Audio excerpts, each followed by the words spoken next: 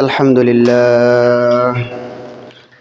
لله نحمده ونستعينه ونستغفره ونعوذ بالله من شرور أنفسنا ومن سيئات أعمالنا. من يهده الله فلا مضل له ومن يضلل الله فلا هادي له، وأشهد أن لا إله إلا الله وحده لا شريك له، وأشهد أن محمدا عبده ورسوله أرسله بالحق بشيرا ونذيرا وداعيا إلى الله بإذنه سراجا منيرا. فقد قال الله تعالى في كلامه المجيد والفرقانه الحميد: أعوذ بالله من الشيطان الرجيم. بسم الله الرحمن الرحيم. يا أيها الناس اتقوا ربكم الذي خلقكم من نفس واحدة وخلق منها زوجها وبث منهما رجالا كثيرا ونساء، واتقوا الله الذي تساءلون به والأرحام إن الله كان عليكم رقيبا. وقال الله تعالى: فأعوذ بالله من الشيطان الرجيم. يا أيها الذين آمنوا أطيعوا الله وأطيعوا الرسول وأولي الأمر منكم. وقال رسول الله صلى الله عليه وسلم: أنا عبد الله بن عمر رضي الله تعالى عنه قال رسول الله صلى الله عليه وسلم: إن بني إسرائيل تفرقت على 72 ملة وتفترق أمتي على 73 ملة واحدة. قالوا: من هي يا رسول الله؟ قال: ما أنا عليه وأصحابي. রাওয়াহু তিরমিজি। আলহামদুলিল্লাহ, যাবতীয় প্রশংসা, যাবতীয় গুণগান সেই মহান আল্লাহ তাআলার দরবারে লাখো কোটি দরুদ ও সুজুদ পেশ করছি যে আল্লাহ সুবহানাহু ওয়া তাআলা আমাকে আপনাকে বিভিন্ন কর্মব্যস্ততার মধ্য হতে সেই মহান আল্লাহ তাআলার দরবারে এবং ঘরে সবাইকে সুস্থ শরীরে সেই মহান আল্লাহ তাআলার ইবাদতের লক্ষ্যে আসার এবং বসার তৌফিক দান করেছেন। সকলেই মন প্রাণ উজাড় করে সকলেই বলুন আলহামদুলিল্লাহ, আলহামদুলিল্লাহ। সেই সাথে লক্ষ কোটি দরুদ ও সালাম পেশ করছি মানবতার মুক্তির দূত, মানবতার মুক্তির দিশারি, যিনি মা আমিনার নয়নমণি আহমদ মোহাম্মদ মুস্তফা সাল্লাল্লাহু আলাইহি ওয়াসাল্লাম। সম্মানিত প্রিয় উপস্থিতি, খানপুর উত্তর ডাঙ্গাপাড়া জামে মসজিদ, খানপুর সদর, দিনাজপুর। আজকে আমি আপনাদের সামনে যে জুমার আলোচনার বিষয় বা খুতবার বিষয়, যে বিষয়ে আলোচনা করব, আলোচনার বিষয়বস্তু হলো শিয়া ও রাফিজিদের পরিচয় এবং তাদের আকীদা এবং বিশ্বাস। আমরা কিন্তু একটা বিষয় লক্ষ্য করতেছি যে আমাদের বিগত কয়েক মাস ধরে যে ইরানে যে যুদ্ধ চলছে এবং ইরান এবং আমেরিকার মধ্যে যে যুদ্ধ চলতেছে, এই শিয়াদের পরিচয় এবং তাদের আকীদা, এ বিষয়ে আমি আপনাদের সাথে এক তথ্যবহুল আলোচনা করার চেষ্টা করব। ওমা তৌফিকি ইল্লা বিল্লাহ। সম্মানিত প্রিয় উপস্থিতি, আমরা বিভিন্ন ফেসবুক, ইউটিউব, বিভিন্ন জায়গায় যখন আমরা খুলতেছি, বিভিন্ন কথা বা বিভিন্ন মুসলমান ভাইদের তাদের আবেগপ্রবণ আমরা দেখতেছি। অনেকেই নানান রকম কথা বা নানান রকম গুঞ্জন করতেছে, কিন্তু আসলেই আমাদের ইসলামের ন্যূনতম জ্ঞান থাকতে হবে, আমাদের বিদ্যা থাকতে হবে, আমাদের জানা থাকতে হবে যে এই যে শিয়াদের কথা, যাদের কথা বলতেছি, বা এমন আপনি বলেন কোনো সমস্যা নেই, কিন্তু আমরা অতিরঞ্জিত বাড়াবাড়ির কারণে এক একজনে কোন পর্যায়ে গিয়ে দাঁড়াবো, এই বিষয়টা আমাদেরকে খেয়াল রাখতে হবে। তাই আসুন আমাদেরকে যে বিষয়বস্তু, এই বিষয়ের উপরে আমরা খেয়াল করি। আমরা গভীরভাবে লক্ষ্য করছি যে মুসলিম ছদ্মবেশী রাফেজি বা শিয়া, তাদের কার্যক্রম আমাদের ভ্রান্ত মতবাদের ইসলামী বিশ্বের দিন দিন বেড়েই চলতেছে। এই যে যারা শিয়া বা রাফেজি, এদের যে দিনের দাওয়াত বা তাদের কার্যক্রম, যা ভ্রান্ত মতবাদ দিন দিন কিন্তু বেড়েই চলতেছে। এই জন্য এর কারণেই দেখবেন খুব সম্ভব অদূর ভবিষ্যতে খাঁটি মুসলমানরা বৃহত্তর একটি জামাত তাদের দ্বারা কি হবে, প্রতারিত হবে, বা বর্তমানে কিন্তু প্রতারিত তারা হচ্ছে। আজকে যারা সাধারণ মুসলিম তারা তাদের দাড়ি দেখে, তাদের পরিবেশ দেখে তারা কিন্তু মুসলিম হিসেবে তাদেরকে গণ্য করতেছে। কিন্তু এই যে মুসলিম হিসেবে গণ্য করতে গিয়ে তাদের বিষয়ে পরিপূর্ণ জ্ঞান না থাকার কারণে, বিদ্যা না থাকার কারণে, জানা না থাকার কারণে আমরা কোন পর্যায়ে চলে যাচ্ছি বা কথাগুলো আমরা কোন পর্যায়ে বলতেছি, এ বিষয়টা আমাদেরকে খেয়াল রাখতে হবে। কিন্তু আমরা এটা প্রতারিত হচ্ছি। সম্মানিত প্রিয় উপস্থিতি, তাই আমাদেরকে এই বিষয়গুলো থেকে অবগত হতে হবে। তাই আসুন, আল্লাহ সুবহানাহু ওয়া তাআলা যুগে যুগে মানুষ এবং জিনকে সৃষ্টি করেছেন। আল্লাহ সুবহানাহু ওয়া তাআলা আদমকে সৃষ্টি করেছেন, অসংখ্য মানুষকে সৃষ্টি করেছেন। আল্লাহ পবিত্র কোরআনের মধ্যে বলছেন, ওমা খলাকতুল জিন্না ওয়াল ইনসা ইল্লা লিয়াবুদুন, আমি মানুষ এবং জিনকে সৃষ্টি করেছি আমার দাসত্ব, আমার গোলামি করার জন্য। আল্লাহ সুবহানাহু ওয়া তাআলা বোঝা যাচ্ছে যে আদম থেকে শুরু করে মুহাম্মদ সাল্লাল্লাহু আলাইহি সাল্লাম শুধু নয়, কিয়ামত পর্যন্ত যত মানুষ এবং যত জিনকে সৃষ্টি করেছে ওই আল্লাহর দাসত্ব, গোলামি, তার ইবাদত, তার বাস্তবায়ন করার জন্য আমাকে আপনাকে সৃষ্টি করেছেন। এরই লক্ষ্যে যে আল্লাহ সুবহানাহু ওয়া তাআলা যুগে যুগে নবীদেরকে পাঠিয়েছেন, যারা আল্লাহ ভোলা লোক হবে, যারা আল্লাহকে ভুলে যাবে, আল্লাহর দ্বীনকে খুঁজে পাবে না, ওই লোকগুলোকে নবীদের দায়িত্ব হলো তাদেরকে আল্লাহর সঙ্গে জুড়ে দেওয়া, আল্লাহর পথের দিকে পথ দেখানো। এটা নবীদের দায়িত্ব বা কর্তব্য। এই জন্য আল্লাহ তাআলা নবী এবং রাসূলকে যুগে যুগে পাঠিয়েছেন। কারণ আমরা জানি কোরআনের মধ্যে অসংখ্য নবীর কথা এসেছে, যে আদম থেকে শুরু করে নূহ আলাইহিস সালাতু ওয়াস সালাম থেকে শুরু করে ইব্রাহিম, ইসমাইল, লূত, শুআয়ব, ঈসা, মূসা, আরো যুগে যুগে দাউদ, যত নবী এসেছে প্রত্যেকটা নবীদের দায়িত্ব হলো উম্মতদেরকে সদা সত্য পথ দেখানোর জন্য। যারা আল্লাহর পথ থেকে বিচ্যুতি হবে, যারা আল্লাহর পথ থেকে বেরিয়ে যাবে, তাদেরকে নবীদের কাজ হলো ওই পথে তাদেরকে নিয়ে আসার জন্য। তেমনি ভাবে উম্মতে মুহাম্মাদি মুহাম্মদ সাল্লাল্লাহু আলাইহি ওয়াসাল্লাম আজ থেকে 1450 বছর পূর্বে মুহাম্মদ সাল্লাল্লাহু আলাইহি সাল্লাম আমাদের থেকে চলে গেছেন। চলে যাওয়ার পরে এই সিফা, এই সালাহ ভার দায়িত্ববোধ কারা পালন করবে, যে কিয়ামত পর্যন্ত আল্লাহ সুবহানাহু ওয়া তাআলা বলছেন যারা দ্বীনের খাদেম হবে, যারা রক্ষক হবে, যারা আলেম হবে, তারা সেটার ভার বহন করবেন। তাহলে বোঝা যাচ্ছে উম্মতে মুহাম্মাদের আগ পর্যন্ত যত নবী এসেছে, যদি উম্মতে মুহাম্মাদের পরে কোনো মানুষকে ইসলামের ছায়াতলে থাকতে হয়, তাহলে মুহাম্মদ সাল্লাল্লাহু আলাইহি সাল্লামের পথ পদঙ্ক অনুসরণ করে থাকতে হবে। যদি অন্যান্য নবীদের পথ অনুসরণ করে, তাহলে তারা ফেরকায়ে বাতিলা হিসেবে গণ্য হবে। যেন আমাদের মধ্যে ইহুদিরা আছে, তারা অন্য নবীদের বিকৃত ইসলামকে তারা বিকৃতভাবে তারা তাদের ধর্মটাকে বিকৃত করেছে। যে আমাদের মধ্যে যারা নাসারা, খ্রিস্টান রয়েছে, তাদের ধর্ম ছিল কিন্তু তারা বিকৃত করেছে। তাদের উচিত হলো মুহাম্মদ সাল্লাল্লাহু আলাইহি সাল্লামের দ্বীন গ্রহণ করতে হবে, তারা এই ধর্মে বিশ্বাসী হতে হবে। তদ্রূপভাবে যে আজকে এই মুহাম্মদ সাল্লাল্লাহু আলাইহি সাল্লামের যে দ্বীন, যে পথ রয়েছে, এই পথটাকে আমাকে আপনাকে অনুসরণ করতে হবে।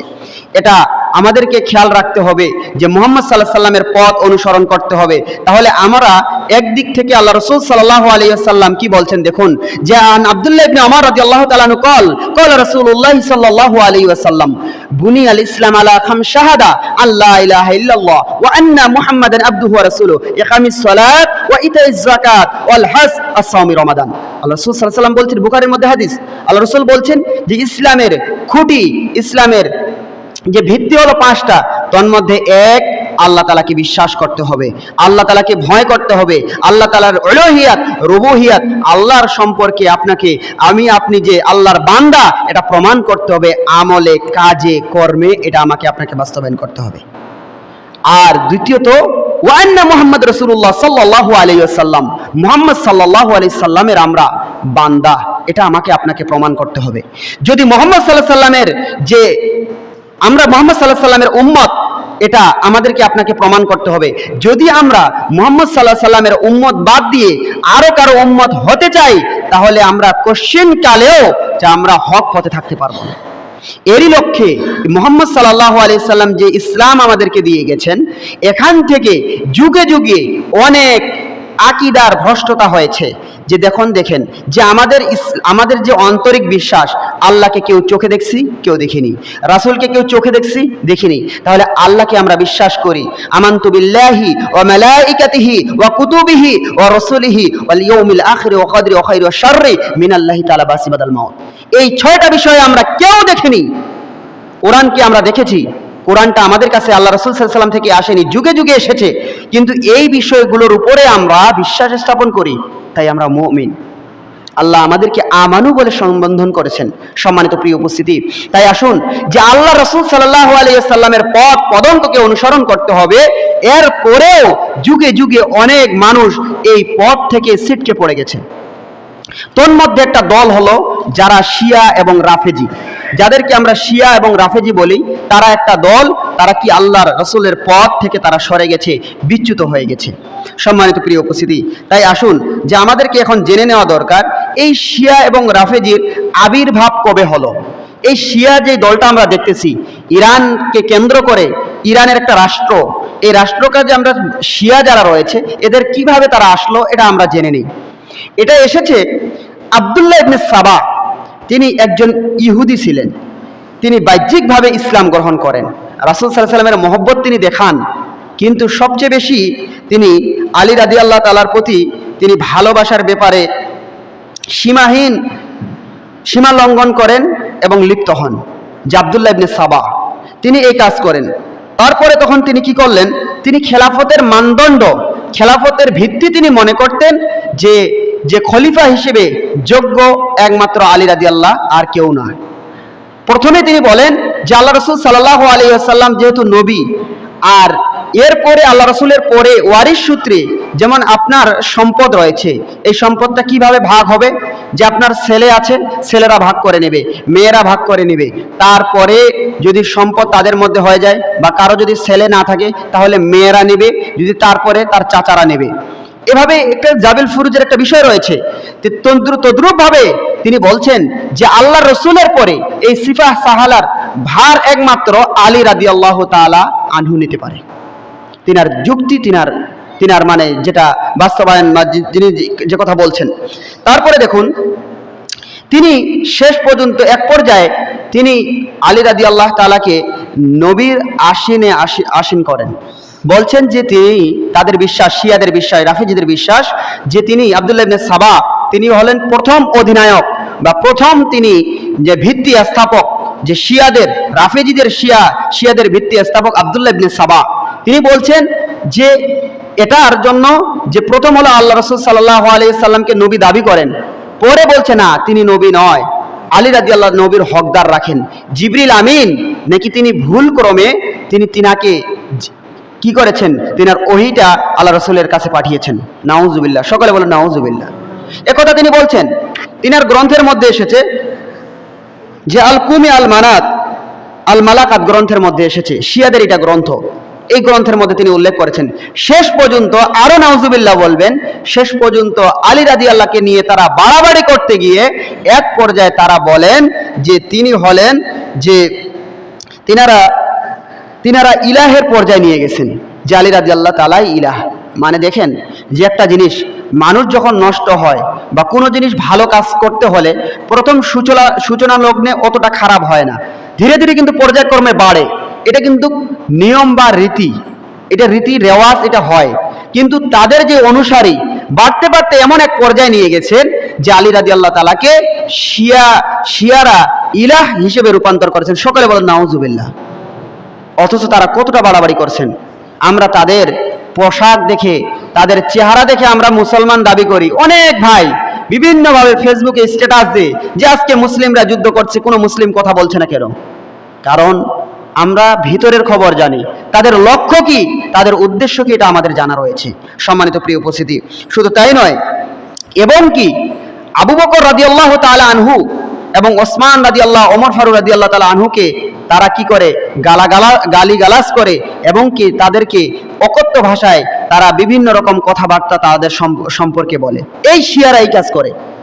অথচ যে আল্লাহ রাসূল সাল্লাল্লাহু আলাইহি সাল্লামের মৃত্যুর পরে খেলাফতের দায়িত্ব ভার গ্রহণ করেন আবু বকর রাদিয়াল্লাহু তাআলা আনহু, জীবন দশায় রাসূল সাল্লাল্লাহু আলাইহি সাল্লাম যখন অনুপস্থিত থাকতেন তখন ওই রাসূল সাল্লাল্লাহু আলাইহি সাল্লামের দায়িত্বটা আবু বকর রাদিয়াল্লাহু তাআলা আনহুর উপরে আল্লাহ রাসূল ন্যস্ত করতেন। তাহলে দেখা যাচ্ছে এই শিয়া যাদের দাড়ি, যাদের টুপি, যাদের পোশাক দেখে আমরা মুসলমান মনে করতেছি, তারা প্রকৃত মুসলমান নয়। কিন্তু আজকে আমাদের জ্ঞান বা এই বিষয়গুলো না জানা থাকার কারণে আমরা আজকে বিভিন্নভাবে কটূক্তি করতেছি। এই ভাই কথা বলতেছে না কেন, তারা বলছে না কেন, তারা তাদের উদ্দেশ্য কি? দেখুন আল্লাহ সুবহানাহু ওয়া তাআলা এই পর্যায়ে আল্লাহ সুবহানাহু ওয়া তাআলা কি বলছেন দেখুন। আল্লাহ তাআলা পবিত্র কোরআনের মধ্যে বলছেন, ইয়া আইয়ুহাল্লাযীনা আমানু আতিউল্লাহ ওয়া আতিউর রাসূল ওয়া উলি আমরি মিনকুম। আল্লাহ বলছেন তোমরা কি করো? আল্লাহর আনুগত্য করো, তারপরে রাসূলের আনুগত্য করো, এবং যারা তোমাদের নেতা নেত্রী রয়েছে, নেত্রী নয় নেতা যারা রয়েছে তাদের তোমরা আনুগত্য করো। কোন নেতা? যারা আগেই বলে দিয়েছেন যারা আল্লাহর আনুগত্য করে, আল্লাহ রাসূলের আনুগত্য করে। কিন্তু তারা এই আয়াতকে নিয়ে আরো বাড়াবাড়ি করেছে।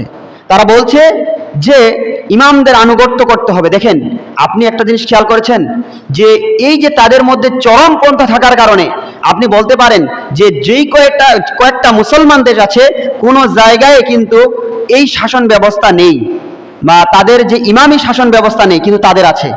কারণ তারা ইমান আনাটাকে যতটা গুরুত্ব মনে করে, রাসূলকে বিশ্বাস করার তো যতটা গুরুত্ব মনে করে, তারা মনে করে যদি ইমাম না থাকে, তাদের যদি নেতা না থাকে, তাদের যদি ইমাম যদি না থাকে, তাহলে তারা ওই দিন থেকে বিচ্যুত হয়ে যাবে। এই জন্য কিন্তু তারাই এতদিন পর্যন্ত তাকে রাখতে পেরেছে, বা তার ছেলেকেও তারা রেখেছে।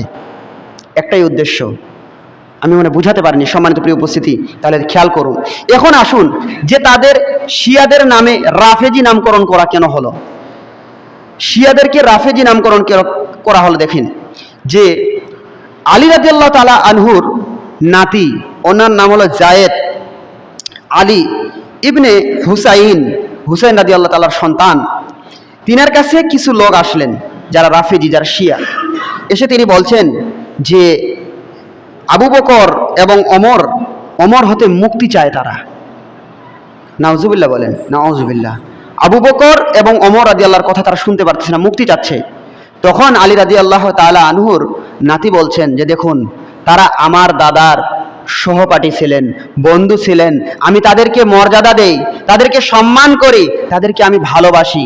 তখন তিনি দেখেন মায়ের থেকে মাসির দরদ বেশি। তিনি হলেন আলী রাদিয়াল্লাহর বংশধর নাতি। তখন তিনি কি বলতেছেন, তারা কি বলতেছেন দেখেন, তারা বলছেন যে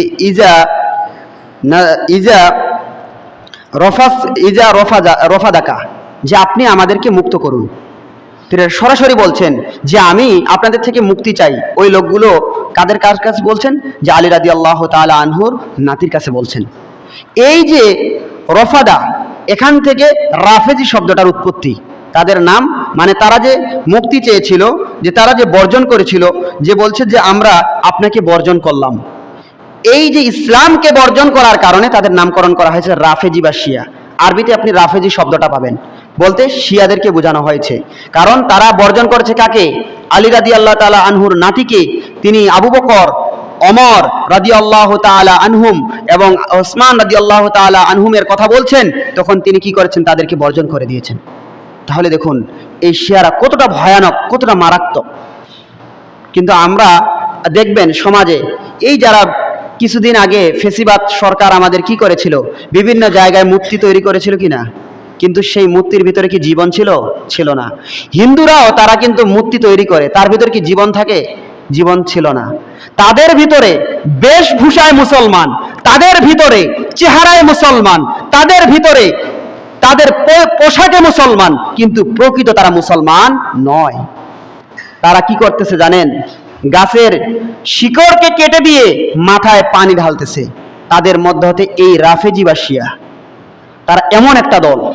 এই কথাগুলো বলার প্রয়োজন বোধ করতেছিলাম না, কিন্তু মানুষের মধ্যে যে আবেগ দেখে তাদের এই জ্ঞান না থাকার কারণে তারা এই শিয়াদেরকে নিয়ে যেভাবে বাড়াবাড়ি করতেছে, তারা বিভিন্নভাবে মুসলিম দেশকে কটাক্ষ করতেছে, এবং তাদের আবেগী স্ট্যাটাস দেখে এই কথাগুলো বলতে বাধ্য হতে হচ্ছে। সম্মানিত প্রিয় উপস্থিতি, শুধু তাই নয়, আল্লাহ রসুল সাল্লাল্লাহু আলাইহি ওয়াসাল্লাম তারা কোনো সাহাবাদেরকে মূল্যায়ন করে না। আল্লাহ রসুল সাল্লাল্লাহু আলাইহি ওয়াসাল্লাম কত চমৎকারপূর্ণ একটা কথা বলছেন, দেখুন যে হাদিসটি তিরমিজির মধ্যে এসেছে। আল্লাহ রসুল সাল্লাল্লাহু আলাইহি ওয়াসাল্লাম বলছেন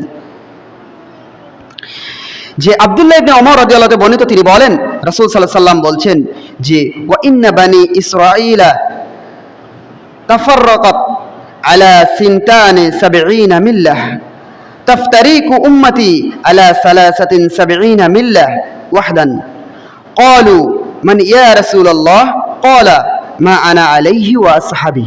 আল্লাহ রাসূল সাল্লাল্লাহু আলাইহি ওয়াসাল্লাম চমৎকার কথা বলছেন যে আল্লাহ রাসূল বলছেন যে ইহুদি যারা ছিল, যারা বানি ইসরাইল ছিল, এদের দেখবা 72টা দলে অন্তর্ভুক্ত, মানে বিভিন্ন দল। তারা বানি ইসরাইলরা যখন নবীদের কাছে ছিল তখন একটা দলেই ছিল, কিন্তু পর্যায়ক্রমে সে এই দল হতে হতে 72টা দলে অন্তর্ভুক্ত হয়। আল্লাহ রাসূল সাল্লাল্লাহু আলাইহি ওয়াসাল্লাম বলছেন তাফতারিকু উম্মতি, আমার উম্মত হবে 73 দল, একটা দুইটা নয়, 73টা দল। তাদের ভিতরে একটা দল হলো ফেরকায়ে নাজিয়া, মানে একটা দল হলো সঠিক, বাকি 72টা দল হলো ফেরকায়ে দল্লাহ। তারা 72টা দল আল্লাহ রাসূলের পদঙ্ক অনুসারী নয়। আল্লাহ রাসূল সাল্লাল্লাহু আলাইহি ওয়াসাল্লাম বলছেন একটা দল শুধু তার অনুসারী। এখন বলছে কোন দল?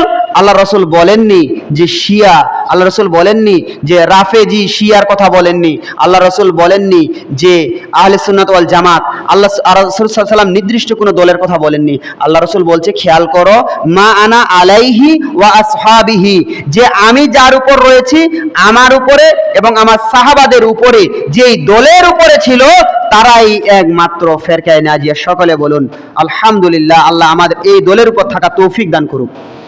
শিয়া দেখেন, তিনি ফেরকায়ে নাজিয়া বা 72টা দলের ভিতরে অন্তর্ভুক্ত হয়ে গেছে, কারণ মা আনা আলাইহি ওয়া আসহাবিহি, তিনি সাহাবাদেরকে সত্যের মাপকাঠি মনে করেন না, সাহাবাদেরকে গালিগালাজ করেন, সাহাবাদেরকে গ্রহণযোগ্যতা করেন না, এবং আল্লাহ রাসূল সাল্লাল্লাহু আলাইহি সাল্লামের নামে অপবাদ দেন, এবং এক পর্যায়ে তারা বাড়াবাড়ি করতে গিয়ে কোন পর্যায়ে পৌঁছে গেছে।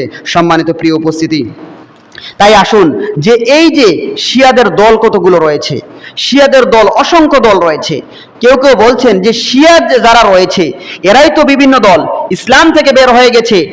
রাফেজি যাদেরকে শিয়া বলতেছে শিয়া বলা হয়, এই রাফেজি একটা দল, তারপরে হলো জাবারিয়া, কাদেরিয়া, তারপরে সানাবিয়া, তারপরে হলো জাবারিয়া, আরো অসংখ্য দল যেমন খারেজি, এরা ইসলাম থেকে বের হয়ে গেছে। এই দলগুলো তারা আকীদার ভিত্তিতে ইসলাম থেকে দূরীভূত হয়ে গেছে। তন্মধ্যে কোন দলটা? আহলুস সুন্নাত ওয়াল জামা, যেই দলটা যা তারা হলো আল্লাহ রাসূলকে, আল্লাহকে বিশ্বাস করে। দুই, তারা বিশ্বাস করে কাকে? আল্লাহ তাআলাকে বিশ্বাস করে, আল্লাহ রাসূলকে বিশ্বাস করে, সাহাবা কেরামদেরকে বিশ্বাস করে এবং তাদের পদঙ্ক অনুসরণ করে। এটাই হলো আহলে সুন্নাত ওয়াল জামা। তাহলে দেখা যাচ্ছে রাফেজি যারা, শিয়া যারা, তারা আগেই সেই দল থেকে বিভক্ত হয়ে গেছে, বের হয়ে গেছে। তাদের দলগুলো শুনুন, কত দল তাদের জন্ম নিয়েছে। তাদের মধ্যে যে 5টা দল হলো সবচেয়ে বড় বড় দল শিয়াদের ভিতরে, আবার দল রয়েছে শিয়াদের ভিতরে। তাদের মধ্যে একটা হলো, এক নম্বর হলো আল কিসামিয়া, একটা দল। 2 নম্বর জায়দিয়া, আল জায়দিয়া। 3 নম্বর ইমামিয়া। 4 নম্বর হলো গালিয়া। 5 নম্বর হলো ইসমাইলিয়া। সবচেয়ে বেশি জঘন্য শিয়াদের ভিতর খারাপ হলো ইসমাইলিয়া। কারণ আজকে অনেকেই বলতেছে, যে কথা বলতে হয়, যে অনেকেই বলতেছে যে আজকে সিরিয়ার সাথে যুদ্ধ লেগেছে, তাহলে আজকে সৌদি আরব কেন কথা বলতেছে না, অন্য মুসলিম দেশগুলো কেন কথা বলতেছে না? এগুলো অনেক মুসলমান ভাইদের দাবি, একথা কেন বলছে না? কিন্তু দেখুন যে কিছুদিন আগে বা এখনই যে যুদ্ধ চলতেছে, যে যাদের সঙ্গে ফিলিস্তিনের সঙ্গে যুদ্ধ চলছে, শিয়া তারা কতটুকু এগিয়ে এসেছে। আজকে তারা যে মিসাইলগুলো ব্যবহার করতেছে, কামানগুলো ব্যবহার করতেছে, তারা কি মুসলমান দাবি করে? তারা কি তাদের সঙ্গে ব্যবহার করেছিল? কিন্তু না, সবাই হলো স্বার্থবাদী। সবাই কি?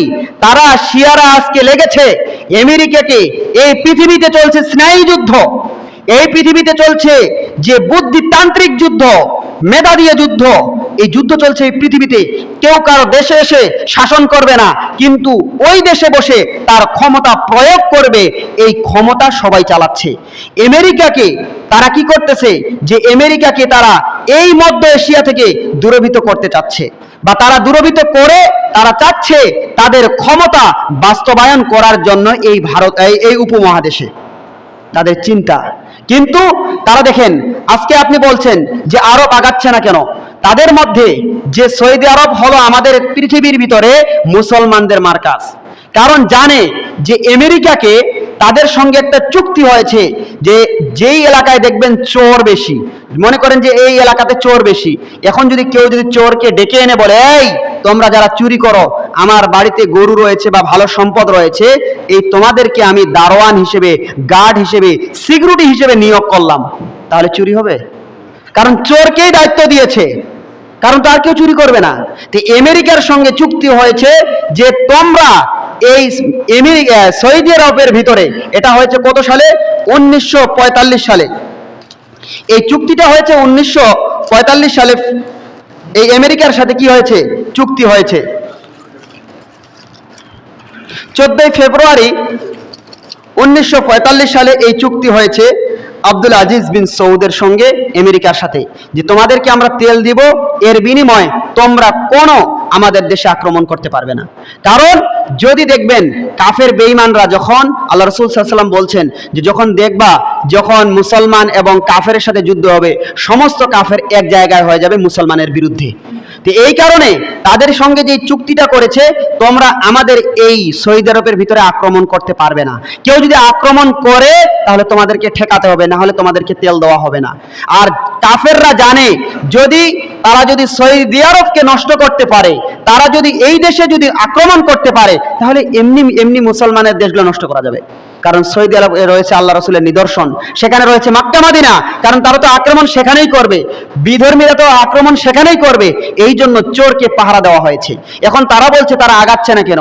এই যারা শিয়া, এরাও ক্ষমতা চাচ্ছে, আজকে তাদের শক্তি হয়েছে, শক্তি হওয়ার কারণে তারা চাচ্ছে যে আমরা আমেরিকাকে দূরভূত করে এই পৃথিবীতে আমরা কি করব, শিয়াদের ক্ষমতা আমরা চালাবো। যে তারা যদি এতই জনদরদি হতো, তাহলে তারা যুগে যুগে অসংখ্য সুন্নি ভাইদেরকে জেলের কাস্টে ঝুলিয়েছে, অসংখ্য সুন্নি ভাইদেরকে মারিয়েছে।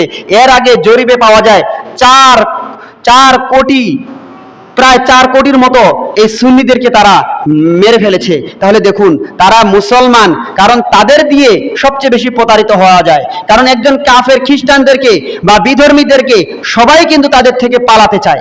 সাপোজ ধরেন যে আপনার পূজা হচ্ছে, শিরিক করতেছে, এটা আপনি দেখে খারাপ মনে করেন, এটা কেন? আপনার আমার ধর্মের বিরোধী করতেছে, কিন্তু একই মুসলমান ভাই মাজারে যে সিজদা করতেছে, এটা আপনার আমার কাছে গায়ে লাগে না। শিরিক কিন্তু দুইটাই, মাজারে গিয়ে সিজদা করা, তার কাছে চাওয়া, আর তারা তাদের ভগবতী কালীর কাছে যাচ্ছে, দুটোই শিরিক। কিন্তু একটা আমাদের ধর্মের কাছে কিছুটা মিল রাখার কারণে এমন ভাবে কাজগুলো করেছে যে এই শিরিকটা আমাদের ভিতরে ঢুকে যাচ্ছে। আল্লাহ রাসূলের ওই হাদিসের মতো আল্লাহ রাসূল সাল্লাল্লাহু আলাইহি ওয়াসাল্লাম বলছে, অমাবস্যার রাতে যে সমুদ্রের অতল গহ্বরে কালো পাথরের উপরে কালো পিপিলিকা যেমন চলে যায়, তখন এইভাবে কেউ যেমন টের পায় না, ওইভাবে আমাদের ভিতরে শিরিকগুলো চলে যাবে, কেউ টের পাবে না। একথা আল্লাহ রাসূল কেন বললেন? কারণ এইটা আমি আপনি গ্রহণ করতে পারতেছি, সেইটা আমরা হিন্দুটার গ্রহণ করতে পারতেছি না। কারণ আমরা আগেই ছোট থেকেই আমরা বিদ্বেষী হয়েছি, ছোট থেকে আমরা জেনে এসেছি যে হিন্দুদের তারা আমাদের ধর্মের বিপরীত। কিন্তু আমাদেরকে এইভাবে মুসলমানের বেশ নিয়ে, মুসলমানের ভূষা নিয়ে, মুসলমানের চেহারা নিয়ে আমাদেরকে দূরভূত করতেছেন, ইসলাম থেকে দূরভূত করতেছেন এই রাফেজি বা শিয়া সম্প্রদায়। তারা যদি ক্ষমতায় আসে, তাহলে আপনাকে আমাকে তারা কচুকাটা করবে, আমাকে আপনাকে তাদের তারা আমাদেরকে পরাধীনতা রেখে আমাদেরকে শিয়ায় বাস্তবায়ন করবে।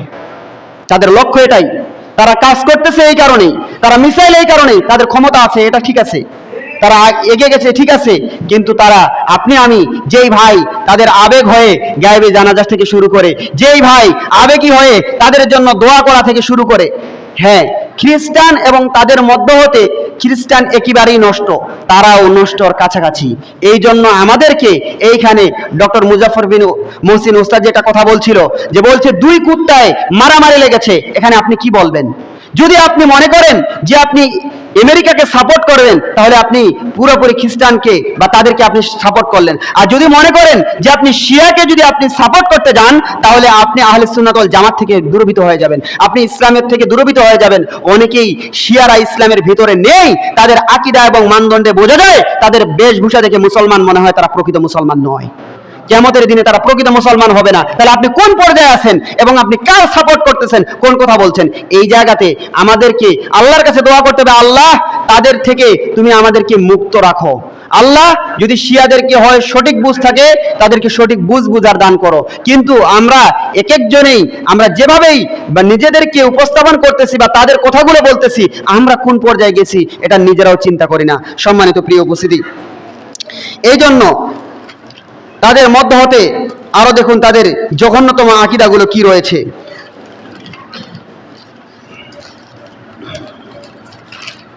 তাদের আরো একটা আকীদা হলো, দেখুন কত জঘন্য আকীদা শিয়ারা আকীদা ধারণ করে। একটা আকীদা ধারণ করে বাদা সম্পর্কে তারা আকীদা ধারণ করে। বাদাটা হলো কি? এর অর্থ হলো যে নতুন চিন্তার উদ্ভব হওয়া, নতুন চিন্তার বিকশিত হওয়া।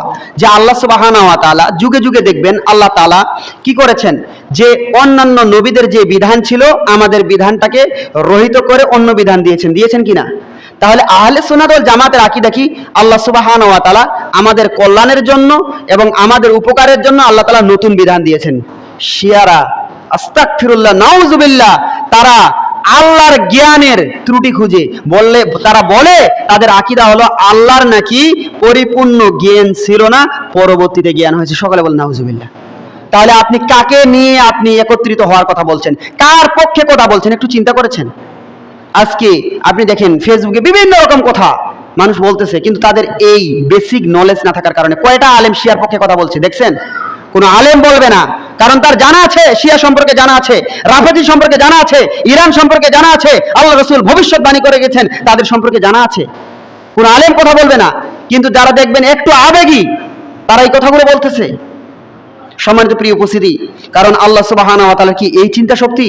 আল্লাহ তাআলা কি অক্ষম? তিনি প্রমাণ করতেছে আল্লাহর আগে জ্ঞান ছিল, জ্ঞান কম ছিল, পরে ঘাটতি জ্ঞান খুলেছে, তাই আল্লাহ সুবহানাহু ওয়া তাআলা নাকি নতুন বিধান দিয়েছেন। নাউযুবিল্লাহ, আস্তাগফিরুল্লাহ। তাদের এই ধারণা। অথচ আল্লাহ সুবহানাহু ওয়া তাআলা বলছেন, তোমরা বলো, আল্লাহ বলছেন কুল লা ইয়ালামু মান ফিস সামাওয়াতি ওয়াল আরদি ওয়াল গায়বা ইল্লাল্লাহ। যে আল্লাহ সুবহানাহু ওয়া তাআলা বলছেন যে হে নবী আপনি বলুন যে আসমান এবং জমিনের ভিতরে যে গায়েব সম্পর্কে, অদৃশ্য সম্পর্কে আল্লাহ ব্যতীত কারো জ্ঞান নেই। তাহলে আল্লাহ তাআলা সব কিছু জ্ঞানের অধিকারী। আসমানে জমিনে কি ঘটবে, আসমানের উপরে কি হবে, নিচে কি হবে, সব জ্ঞান একমাত্র আল্লাহ সুবহানাহু ওয়া তাআলার হাতে। তাহলে আল্লাহর জ্ঞানের কি কমতি রয়েছে? আল্লাহ আহলে সুন্নাত ওয়াল জামাতের আকীদা কত সুন্দর, যে তারা মনে করেন আল্লাহ তাআলা আমাদের কল্যাণের জন্য সেই বিধানটাকে রহিত করে দিয়েছেন। যেমন আগের বিধান কি ছিল? সিএম যদি কেউ ঘুমিয়ে যায় তার জন্য কি অটো, তাকে সিয়াম তাকে, আর সন্ধ্যার পরে যদি কোনো মানুষ খাওয়া দাওয়ার পরে যদি ঘুমিয়ে যায় আর সে খেতে পারবে না, তাকে সিয়াম রাখতে হবে। কিন্তু আমাদেরকে জন্য কি বলছেন, যে তোমাদের জন্য রাতকে হালাল করে দেওয়া হয়েছে, তোমরা সুবে সাদেক থেকে সূর্য অস্ত পর্যন্ত তোমাদেরকে খানা দানা স্ত্রীর সহবাস থেকে বিরত থাকতে হবে। কিন্তু এই যে বিধানটা আমাদের সহজ করে দিয়েছেন কিনা, আল্লাহ তাআলা আমাদের সহজ করে দিয়েছেন, কিন্তু তারা এটাকে বলছেন যে আল্লাহর অজ্ঞতা প্রমাণ করছেন। নাউযুবিল্লাহ। এটা ওই শিয়াদের আকীদা। এই সম্পর্কে আমাদেরকে জানা দরকার, হয়তো বিষয়গুলো নতুন মনে হবে। সম্মানিত প্রিয় উপস্থিতি, শুধু তাই নয়, আল্লাহর যে সিফত, আল্লাহর যে গুণগুলো রয়েছে এইগুলোকে অস্বীকার করে। সম্মানিত প্রিয় উপস্থিতি, যে আল্লাহর সিফত বলতে আল্লাহ তাআলা বলছেন আমি রাজ্জাক, আমি কাহার, আমি রহমান, আমি রহিম। আল্লাহর যে এক একটা গুণ রয়েছে, আল্লাহ সুবহানাহু ওয়া তাআলা যে তিনি মালিক, সেইগুলোকে তিনারা অস্বীকার করেন। সর্বোপরি আল্লাহর যে সিফতগুলো রয়েছে এই সিফত সম্পর্কে তারা অস্বীকার করেন। অথচ আল্লাহ সুবহানাহু ওয়া তাআলা পবিত্র কোরআনে কি বলছেন? আল্লাহ সুবহানাহু ওয়া তাআলা বলছেন ওয়ালিল্লাহিল আসমাউল হুসনা ফাআদউ বিহা। আল্লাহ সুবহানাহু ওয়া তাআলা বলছেন যে আল্লাহ সুবহানাহু ওয়া তাআলার অনেক সুন্দর সুন্দর নাম রয়েছে, আর এই প্রত্যেকটা নামের আল্লাহ সুবহানাহু ওয়া তাআলার গুণ রয়েছে। যে এই গুণবাচক নামগুলোকে আমরা মনে প্রাণে বিশ্বাস করি, এটা আহলে সুন্নাত ওয়াল জামাত যারা আমরা বিশ্বাস করি তারা আমরা এটাকে মানি, কিন্তু শিয়ারা সেই সিফাতগুলোকে আল্লাহর মানে না। তাহলে আল্লাহর যে তিনটা স্টেপ, আমরা আকীদা হলো একটা সার্বিক বিষয়, আর তাওহীদ হলো আকীদার একটা বিষয়, সেটা হলো আল্লাহ সম্পর্কে যেটা হবে সেটা হলো তাওহীদ।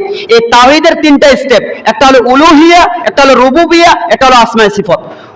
রুবুবিয়া বলতে আল্লাহ তিনি রব, তিনি আমাদেরকে সৃষ্টি করেছেন, এটা কিন্তু সবাই মানে, খালি নাস্তিক বাদ দিয়ে হিন্দুরাও মানে যে ভগবান আমাদেরকে সৃষ্টি করেছেন, তিনি আমাদের পরিচালনা করেন, বলে কিনা? এটা কিন্তু আবু জেহেলও মানত। কিন্তু উলুহিয়া সবাই মানে না।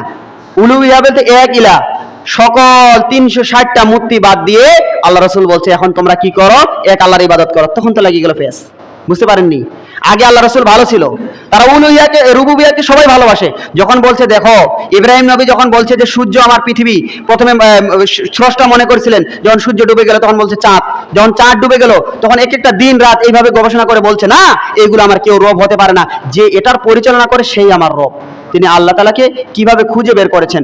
সম্মানিত প্রিয় উপস্থিতি, তাহলে দেখুন মূল যে কথাটা, যেটা মেসেজ যেটা বলতে চাচ্ছি, তাহলে এইভাবে তারা উলুহিয়াত আল্লাহ তাআলার ইবাদত পাওয়ার জন্য আমার থেকে যেটা পাবে, এক আল্লাহর ইবাদত করতে হবে, সেই আল্লাহর ইবাদতের মধ্যে হতে আরেকটা হলো আল্লাহর যে গুণবাচক যে সিফতি রয়েছে, আল্লাহ তাআলার যে গুণগুলো শক্তিগুলো রয়েছে, এইগুলোকে তারা অস্বীকার করে।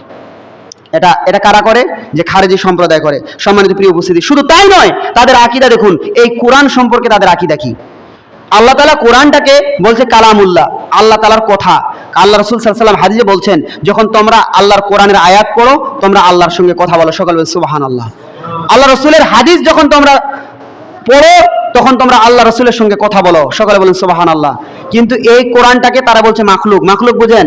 আমাকে আপনাকে সৃষ্টি করেছে, আসমান জমিনকে সৃষ্টি করেছেন, এরকম নাকি কোরআনটা তাদের একটা মাখলুক। এবং এটা শুধু নয়, এটা তো বলেছে তার সাথে আরো একটা যোগ করেছে, কোরআনে যে আয়াতগুলো রয়েছে এটাকে নাকি পরিপূর্ণ কোরআন নয়। 6236টা আয়াত রয়েছে, এটা নাকি পরিপূর্ণ কোরআন নয়। 17,000 নাকি কোরআনে আয়াত রয়েছে। অথচ কোরআন নিয়ে আল্লাহ বলছেন যে ওয়া ইন কুনতুম ফি রাইবিন মিম্মা নাযালনা আলা আবদিনা ফাতু বিসূরাতিন মিন মিসলি ওয়াদউ শুহাদাকুম মিন দুনিল্লাহি ইন কুনতুম সাদিকিন। আল্লাহ সুবহানাহু ওয়া তাআলা চ্যালেঞ্জ করেছেন কোরআন সম্পর্কে। আল্লাহ বলছেন যে তোমরা যদি ক্ষমতা থাকে কোরআনের মতো একটা সূরা আরো একটা নিয়ে আসো, এই কথা আল্লাহ বলছেন। অথচ আল্লাহ বলছেন ইন্না নাহনু নাযালনা যিকরা ওয়া ইন্না লাহু লাহাফিজুন, যে কোরআন আল্লাহ সুবহানাহু ওয়া তাআলা প্রেরণ করেছেন, আল্লাহ সুবহানাহু ওয়া তাআলা হেফাজত করেছেন। তাহলে আল্লাহ তাআলা কোরআনকে হেফাজত করেছেন। এবং বিসমিল্লাহির রহমানির রহিমের মধ্যে ভিতরে 19টা অক্ষর আছে। এই 19টা অক্ষরকে দিয়ে যদি আপনি 114টা সূরাকে দেন ভাগ যাবে, 113টা দেন ভাগ যাবে না। তাহলে এই 19 শব্দটা দিয়ে পুরো কোরআনটাকে চেইন অফ কমান্ড করে রেখেছেন, মানে পুরো কোরআনটাকে চেনের সাথে সাব্যস্ত করে রেখেছেন। মানে কোরআনে কেউ একটা জবরও ঢুকতে পারবে না, একটা জেরও প্রবেশ করাতে পারবে না, আপনি বের করতে পারবেন। এই শক্তি আল্লাহ সুবহানাহু ওয়া তাআলা কোরআনে দিয়েছেন। কারণ বলছে যে অন্যান্য কিতাবগুলোকে তারা কি বিকৃতি করেছে, আর কোরআনের হেফাজতকারী আমি আল্লাহ তাআলা। আল্লাহ তাআলা নিজেই বলছেন। তারপরেও আল্লাহর কথার উপরে তারা বিষোদ্গার করে, তারা বলছে যে কোরআনের ভিতরে আরো অসংখ্য আয়াত রয়েছে। তারা এখনো বিশ্বাস করে, তাদের যারা ইমাম, তারা ইমাম হবে, তারা এখনো নাকি আল্লাহর মদদ, তাদের গায়েবী শক্তি তাদের উপরে নাকি ওহী আসে। সকালে বলে নাউজুবিল্লাহ। তা আপনি কাকে নিয়ে ভ্রাতৃত্ব করবেন? আপনি কাকে নিয়ে বুকে টানবেন? তারা তো ইসলামের ভিতরেই পড়ে না। আবার তার নিয়ে আমি স্ট্যাটাস মারতেছি, তার নিয়ে কথা বলতেছি, তার হয়ে কথা বলতেছি, আমি কার ভিতরে কথা বলতেছি এটা তো আমার ভেবে চিন্তে বলতে হবে, আমাকে খেয়াল রাখতে হবে। তাহলে এই হলো শিয়াদের আকীদা। কারণ তারা তো আহলে সুন্নাত ওয়াল জামাতের ভিতরে নয়, ফিরকায়ে দল্লার ভিতরে তারা রয়েছে। কিন্তু আমি কার সাপোর্ট করতেছি এটা আমাকে খেয়াল রাখতে হবে। সম্মানিত প্রিয় উপস্থিতি, যে কথা বলছিলাম, তাহলে আসুন এরপরে দেখুন তাদের আরো কত জঘন্যতম আকীদা রয়েছে। আল্লাহ রাসূল সাল্লাল্লাহু আলাইহি সাল্লাম, আমরা যারা সালফে সালেহিন বা সালাফি যারা দাবি করি, বা সালাফিদের পথ যারা অনুসরণ করি, যারা আমরা, আমাদের কাজ হলো কি, যে আমরা প্রথম আল্লাহ তাআলা কোরআন অবতীর্ণ করেছেন, এই কোরআনটাকে আমরা আল্লাহ রাসূল সাল্লাল্লাহু আলাইহি সাল্লামের ভাষায় আমরা বুঝতে চাই, আমরা সাহাবাদের ভাষায় বুঝতে চাই। এটাই হলো সালফে সালেহিনদের বুঝ। কারণ আল্লাহ রাসূল সাল্লাল্লাহু আলাইহি ওয়াসাল্লাম বলছেন ফিরকায়ে নাজিয়া কারা মা আনা আলাইহি ওয়া আসহাবিহি, একটা আয়াত আপনি 1450 বছর পরে এসে আপনার মতো বুঝবেন, আপনার মতো আপনি ব্যাখ্যা করবেন, এর নাম কোরআন নয়, এর নাম হলো সালফে সালেহিনদের পথ অনুসরণ নয়, এর নাম হলো যে আপনি যে ফিরকায়ে নাজিয়ার ভিতরে এর অর্থ পড়ে না।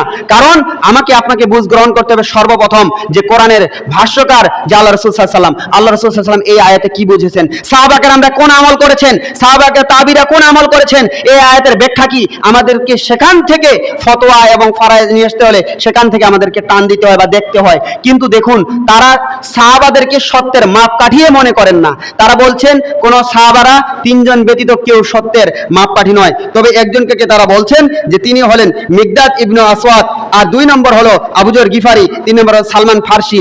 তিনারা ব্যতীত নাকি কোন সাহাবা কেরাম সত্যের মাপকাঠি না। সকলে বলেন নাউজুবিল্লাহ। আবু বকরকেও গালাগালি করে, ওমর ফারুককেও গালাগালি করে, এবং ওসমান রাদিয়াল্লাহু তাআলাকে গালাগালি করে, এবং সমস্ত সাহাবাদেরকে তাদেরকে তারা সম্মান করে না এবং তারা মেনে নেয় না।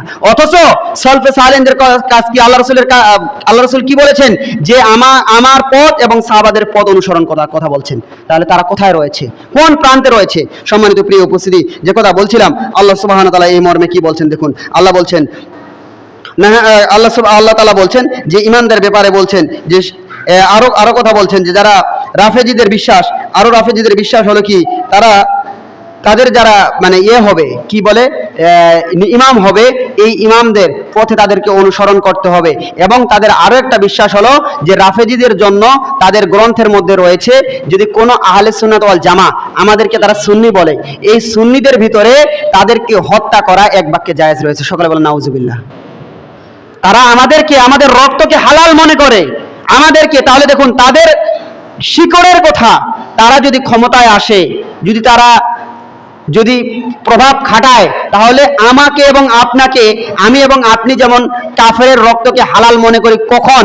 যখন তাদেরকে দাওয়াত দেওয়া হবে, গ্রহণ করবে না, এই করার পরে শেষ স্টেপ যখন যুদ্ধ হবে, তখন আমাদের জন্য হালাল হবে। আপনি হুট করে গিয়ে একটা হিন্দুকে মেরে আসবেন, এর নাম ইসলাম নয়। আল্লাহ রাসূল সাল্লাল্লাহু আলাইহি ওয়াসাল্লাম এটা নিষেধ করেছেন, কারণ অন্যায়ভাবে কাউকে মারা যাবে না। ইসলামের দাওয়াত দিতে হবে। ইসলামের দাওয়াত যদি না দেয়, একজন কাফেরকেও আপনি মারতে পারবেন না। সে স্টেপ যখন সে আপনাকে জিজিয়াও দিবে না, কোনো কিছু যখন দিবে না, তখন আপনি তার রক্ত আপনার জন্য যুদ্ধ করার জন্য বা তাকে মারার জন্য আপনার জন্য জায়েজ হবে।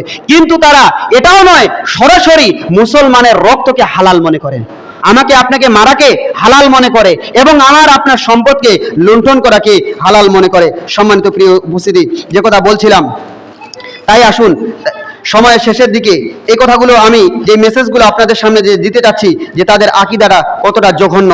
সম্মানিত প্রিয় উপস্থিতি, আরো দেখুন, তারা আরো একটা আকীদা বিশ্বাস করে, সেটা হলো কি পুনর্জন্ম। যে আজকে আমার বাবা মারা গেছে, আমার সন্তান হিসেবে আমার বাবা এসেছে। নাউজুবিল্লাহ। এটা কি ইসলামে আছে? তাদের আকীদা, ভ্রান্ত আকীদাগুলো আমি তুলে ধরতেছি, এগুলো তাদের ভ্রান্ত আকীদা, এগুলো তারা বিশ্বাস করে।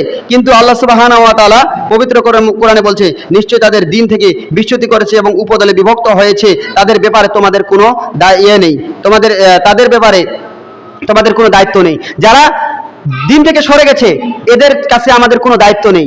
মানে তারা দিন শেষে তাদের থেকে আমাদেরকে যে তাদের অনুসরণ করতে হবে, এটা আমাদের দায়িত্ব নয়। সম্মানিত প্রিয় উপস্থিতি, শুধু তাই নয়, এই যে কবরের মাটি নিয়ে তারা কতটা নিকৃষ্ট। হুসাইন রাদিয়াল্লাহু তাআলা আনহুর কবরের মাটি নিয়ে গিয়ে তারা তাসবিহ দানা করে, এবং আল্লাহ রাসূল সাল্লাল্লাহু আলাইহি ওয়াসাল্লাম চমৎকার কথা বলছেন, যখন তোমাদের সন্তান জন্মগ্রহণ করে কোনো দিনদার পরহেজগার ব্যক্তিকে দিয়ে তোমরা খেজুর অথবা মিষ্টান্ন জাতীয় জিনিস চিবিয়ে তোমাদের সন্তানের মুখে দাও, তাহানিক করাও। কিন্তু শিয়াদের আকীদা কি জানেন? ওই কবরের মাটি শিশু জন্মগ্রহণ করার পরে তার মুখে দেয়। সকলে বলেন নাউজুবিল্লাহ। তাহলে আপনি দেখেন, আপনি ইসলামের কোন দ্বার প্রান্তে দাঁড়িয়ে রয়েছেন এবং তারা কোন দ্বার প্রান্তে দাঁড়িয়ে রয়েছে। আমি এই কথাগুলো কেন বললাম? যে একটা কারণ, যেন আমরা শিয়া সম্পর্কে জানতে পারি। তারা মুসলমানের ভিতরে পড়তেছে? আপনার বিবেকের দাবি কি? তারা যে কথাগুলো দাবি করতেছে, তারা মুসলমানের ভিতরে পড়তেছে? কিন্তু অথচ আমরা মুসলমানের দৃষ্টিতে তাদেরকে তাকাচ্ছি এবং তাদের নিয়ে 24 ঘন্টা আমি আপনি কথা বলতেছি। আরে ভাই, তারা ঠিক রয়েছে, দুইজনের লেগেছে, একজন খ্রিস্টান একজন শিয়া। তাদের মধ্যে আমি বলবো খ্রিস্টানের থেকে শিয়া একটু ভালো, তবে তারা তো ইসলামের মধ্যে পড়তেছে না। তারা ইসলামের ভিতরে আহলে সুন্নাত ওয়াল জামাতের ভিতরে পড়তেছে না। আমাদের ভিতরে অনেক ইখতিলাফ রয়েছে, আমাদের ভিতরে হানাফি রয়েছে, শাফিঈ রয়েছে, মালিকি রয়েছে। প্রত্যেকটা ইখতিলাফ আমাদের জন্য রহমত। যেটা সঠিক ইখতিলাফ, সাহাবাদের মাঝে ইখতিলাফ হয়েছিল, কিন্তু যদি জাল ইখতিলাফ হয়, সেটা ইখতিলাফ আর থাকে না। ইখতিলাফ তো সেটাই আমরা মনে করি, বলে হুজুর এটা ইখতিলাফি মাসলা না। যেটা সঠিক, সাহাবাদের মাঝে ইখতিলাফ হয়েছে, এই সাহাবা একটা করেছে, এই সাহাবা করেছে, সকালে একটা আমল করেছে, বিকালে করেছে, এটা ইখতিলাফ, এটা রহমত। কিন্তু ইখতিলাফ জাল হাদিস দাঁড় করিয়ে এটা ইখতিলাফ নয়, ওটা নীতিমতো ভণ্ডামি। এটা নীতিমতো মাউজু জিনিসকে দাঁড় করা, এটা ভণ্ডামি ছাড়া কিছুই নয়। এটা নিয়ে ইখতিলাফ নয়, ওই ইখতিলাফটা আমাদের জন্য রহমত। কিন্তু আমাদের মধ্যে যত দল রয়েছে, এই যে আকীদাগুলোর কথা বললাম, আমরা হানাফি বলেন, শাফিঈ বলেন, মালিকি বলেন, হাম্বলি বলেন, প্রকৃত তাদের আকীদার সাথে আমাদের আকীদা, তাদের এই 4 দল যেই দলগুলো রয়েছে, শিয়ার সাথে কি আমাদের আকীদা মেলে না। তাহলে তারা বোঝা যাচ্ছে যে তারা ইসলামের ভিতরেই পড়তেছে না, তাদের আকীদা, তাদের বিশ্বাস, এই আকীদা লালন করার পরেও আজকে অনেক মুসলমান ভাই তাদের জন্য শুরু করে দিয়েছে, দোয়া করার জন্য শুরু করেছে।